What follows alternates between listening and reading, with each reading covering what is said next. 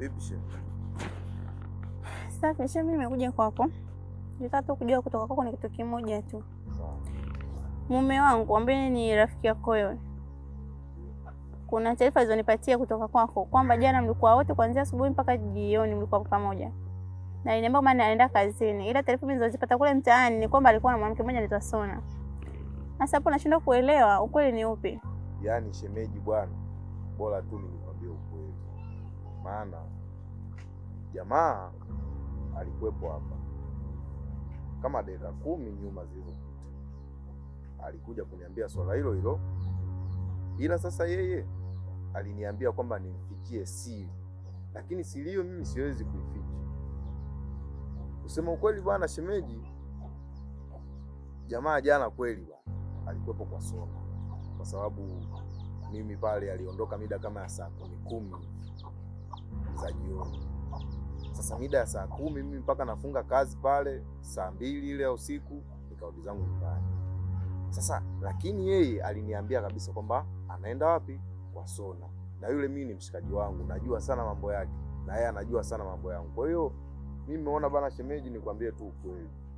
Kweli jamaa jana alikuwepo kwa Sona. Na mimi pia nimemlaumu sana. Asubuhi hapa alipokuja nimemlaumu sana. Mimi ninachoona hapo shemeji, kama yeye kaamua kumwaga mboga na wewe mwaga ugali. Yaani inamaanisha malipo yanakuwa ni hapa duniani.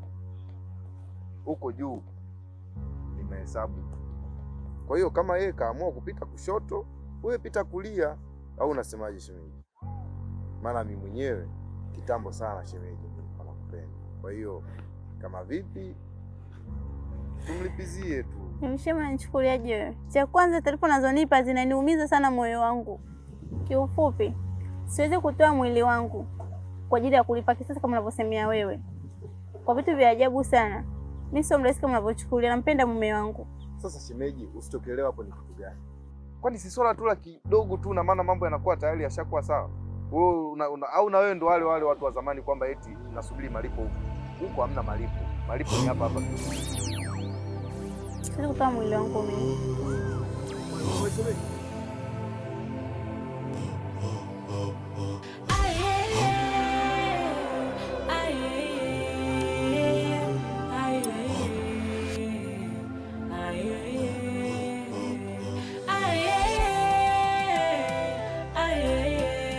Hivi mume wangu, kwa nini unanifanyia hivyo mimi? Kwa nini unanidhalilisha? Umenivua nguo katika hiki kijiji. Kwa nini ufanye hivyo? Hivi wakati unakuja kunichumbia mimi, si ulinitambulisha kwamba Sona ni dada yako? Sasa kwa nini unatembea naye? Nini ulichokikosa kwangu? Nini mimi nimekunyima wewe? Aya basi, tungesema unatembea na dada yako angalau tubadilishe mfumo wa maisha tulionao, tubadilishe hata hii nyumba, tujenge nyumba ya kifahari. Tunabaki tu na muonekano. Kwa nini? Niambie basi, kwa nini umetembea na dada yako? Come on. Calm down. Kwanza unanikosea. Kiutaratibu, upaswi kufanya hivyo. Na unachoniambia mimi unanikosea heshima. Unanikosea, hii si adabu njema. Kwa nini wafanye hivyo? Mimi najitambua, najielewa pia. Kwa nini nifanye kitu kama hiki? Unanikosea sana wewe. Halafu pia kikawaida ulipaswa kupunguza muda. Niulize vizuri. Sijafanya hicho kitu na siwezi kufanya hicho kitu. Kipi nilichokosa kwa wife? Mzuri ni mzuri. You're so beautiful. You're so cute. Nini nimekosa kwa? Such amazing wife like you. Nawezaje kukubetray? Kwangu ni kila kitu. You're my everything wife. Maneno ya watu achana nayo. Huyo ni shetani anakuja kugombanisha. Na ukishaniacha watacheka. Halafu wewe pia utakosa thamani mbele. Tafadhali wife, punguza hasira. Nakupenda wewe, siwezi kufanya kitu hicho. Asilani abadani. Nilikuoa wewe, nilikuahidi nitakuwa na wewe. Haiwezekani wife kufanya kitu. Hakuna mtu ambaye ajui kitu ulichokifanya katika hiki kijiji. Sikiza nikwambie.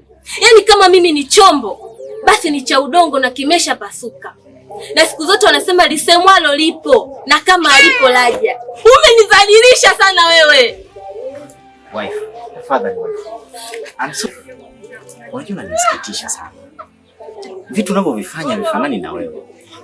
Kumbuka siku nimekuja kwako nikakueleza na kupenda na kuhitaji. Kwa nini leo hii nitoke nje ya ndoa? Na unavyosema ni chombo cha udongo leo kipasuke. Kumbuka wewe sio chombo cha udongo. Wewe ni mwanadamu na pumzi. Na tunaweza tukaongea. Na mambo haya yakaisha. Hebu nisikilize mimi. Vile vile ulivyoniamini, naomba uendelee kuweka hiyo hiyo imani kwangu. Sawa wife? Cha kwanza, hebu labda tu nikuulize. Hivi ungekuwa ni wewe, jaribu kuvaa viatu vyangu. Wewe ndo mimi. Na wewe ni ndugu yangu. Umekuja na kanga moja na unajua mimi ni mwanaume rijali kabisa. Niliyekamilika. Ungefanyeje? Sina maana kwamba nilifanya. Naomba nielewe, naomba niweke sawa hivyo. Sina maana kana kwamba nilifanya kwa kusudia wife. Lakini najaribu kukuelekeza na kukueleza uone ni namna gani kwamba ni wewe ungeweza kuvuka vipi vishawishi kama hivi. Lakini kumbuka nakupenda sana. Kamwe aslana badani siwezi kukuacha. You're so beautiful wife. You look so smart wife. Nakuamini sana. Nakuamini sana. Tafadhali usisikilize maneno ya watu. Hao ni mashetani wanaokuja kutuharibia amani yetu ndani ya nyumba. Tafadhali. Yaani umeshanifundishia. Unakuja kuniambia eti ungekuwa wewe mtu anakuja na kanga moja ungefanyaje? Kwa hiyo umeshanithibitishia kwamba umetembea na dada yako. Yaani umenibadilisha. Leka mimi sura yangu. Hizo nikwambie. Kuanzia leo mimi sio mke wako. Hapana wife. Don't do that. Please. Usifanye hivyo.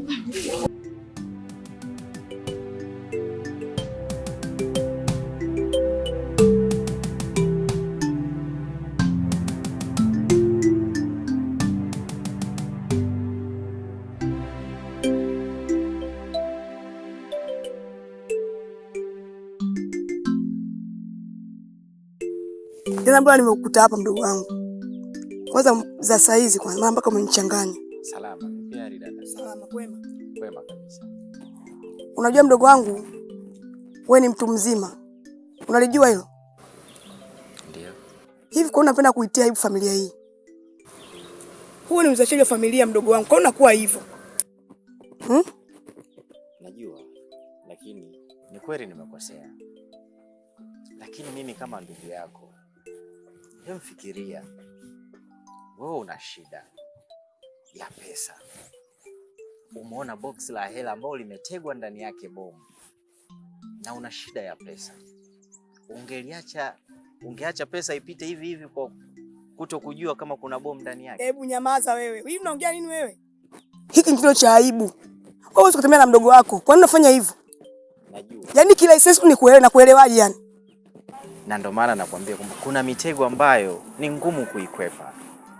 Kuna mimi nimejaa kwenye mtego ambao umeniletea madhara. Sasa nisikilize. Haya madhara na kuomba wewe kama ndugu yangu nitunzie hii siri. Usitaki kunifedhehesha.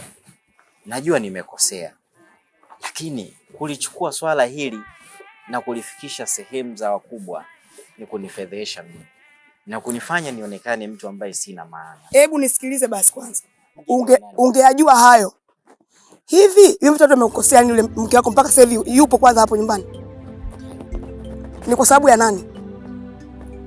Ndio maana nisikize mdogo wangu nikwambie kitu. Mimi sijapenda.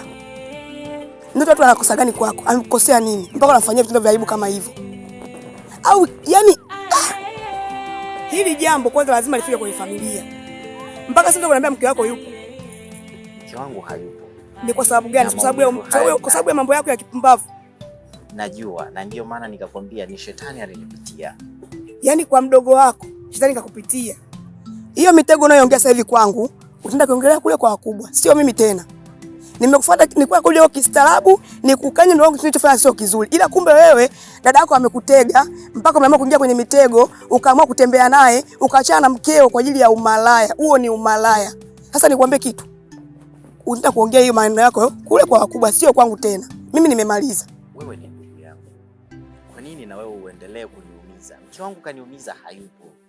Wewe badala ya kunifariji na kunifichia na kunisihi maneno mazuri ya busara kwamba nisikufiwe, Wewe tena unataka kuniongezea aibu kwa wazazi kweli, kwenye familia. Yaani kwa jambo ni kitendo cha kunifedhehesha. Uone ni kunivua nguo yako. Nitutie sana. Najua nikosea. Endelea na mitego yako. Endelea na mitego yako.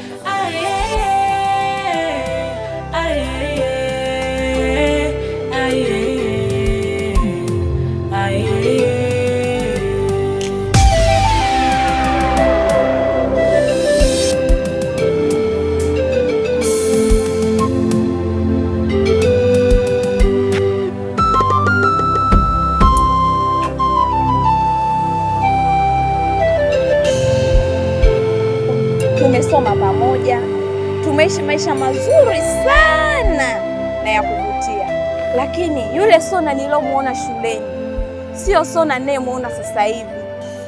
Sona wa sasa hivi kabadilika, kawa moto unawaka kila nyumba. Sona, picha yako ya sasa hivi hapa mtaani ni mbaya sana. Unachekwa na kijiji kizima, watoto wanakucheka, unavunja ndoa za watu. Kisa ni wewe Sona. Kwa nini unafanya hivyo dada yangu? Familia yako unaidondosha machozi kila siku, inakulilia wewe. Yaani hilo jina Sona limebadilika, limekuwa Sonona. Watu wanakulilia. Kwa nini unafanya yote hayo?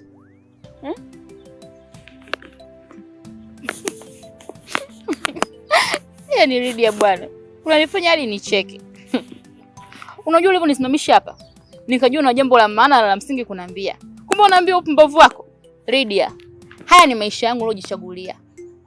Na hakuna mtu yoyote wala mbwa wote yule atakuja kukatisha maisha yangu.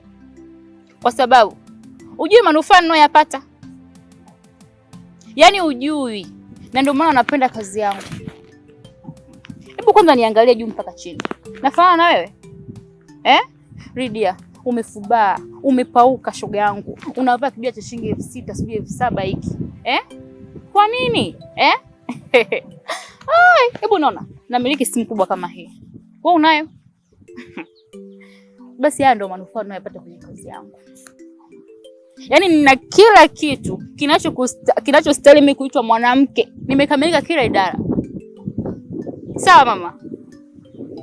Sona, bora mimi ninayevaa kijola cha 5,000 navaa kijola cha mkopo, lakini nalinda utu wangu, kuliko wewe unayevaa nguo za gharama, unatumia simu ya maana, lakini unasambaza utu wako kwa watu wasiostahili. Huo muda unaotumia kusambaza utu wako, ni bora ungekaa na mume wako ukatulia.